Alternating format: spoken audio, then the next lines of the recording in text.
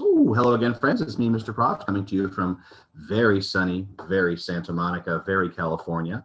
And we have been talking about things that are living and things that are not living. And yesterday, we set up some rules to show us whether something was living. Let me review those with you real quick. And I'm also remembering now how to click around to various menus. Oh, heavens to Murgatroyd. Where did it go? Right, here we go. So something is living if it needs food and water. Something is living if it needs air or if it breathes. Something is living if it grows. And something is living if it can move. If something can do all of those things, then it's alive. And we talked about my little friend, the plastic fish. My plastic fish does not need food or water. My plastic fish doesn't breathe. It's never going to grow. It's going to be this size forever. And my plastic fish doesn't move. And that means, unless I push it, obviously. So that my plastic fish is definitely not alive. I have a little poem here to kind of go with our new discussion about things that are living and things that are not living. And my poem starts like this. I was playing with my truck in the park by a tree when a line of tiny ants marched right in front of me. I watched them moving all around as I rolled my truck along the ground. Are they alive? I wondered. How do I know? I'm alive. I eat, drink, breathe, and grow. What about the swings, or those bees, or even the benches, the plant, or the trees? They don't move like my truck or like me. I sat down with my truck and thought, how can I tell what's alive and what's not? So in the poem, he's wondering about a bunch of different things. First of all, a toy truck, we know, not alive because it doesn't eat, it doesn't grow. The bees, though, the bees that he's seeing, are they alive? Well, do bees need food and water? Yep. Do bees breathe? Yep. Can they move? Yep. Can they grow? Absolutely. Bees start off as little tiny eggs and they grow into bees. So bees are alive. So using those rules, we can tell if something is alive or not alive.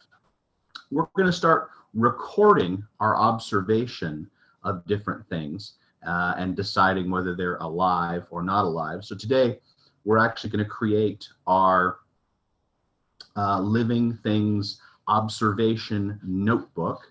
And let me show you what that's going to look like. So the first thing you're going to need, dear friends, is you're going to need to get yourself about 6 pieces of paper. We're going to need about 6 pieces of paper to create our notebook, our living things observation notebook. And you're going to need to either paper clip those pages together or staple them. If you don't have a staple or a paper clip, well, then just try to keep these all together in one place, because we're going to be working on this a little bit every day, just like we worked on our weather stories a little bit each day. And today, just like with our weather stories, the first thing we're going to do is we're going to create a cover page for our observation notebook. And your cover is going to need to have 3 things. It's going to need to have, let me get this a little bit better so you can see that. Sorry, pull that back a little bit more. There we are. All right. It's a little tilty, but there you go. Your observation notebook cover needs to have 3 things. It needs to have a title, and the title is going to be, let's do this. There we go. The title is going to be Living Things Observation Notebook. So you're going to write that title on your cover. Your cover is going to need to have the author's name, which is you. So mine says Mr. Prof. And you're going to want to have some kind of picture on it. And you get to decide what that picture is going to be.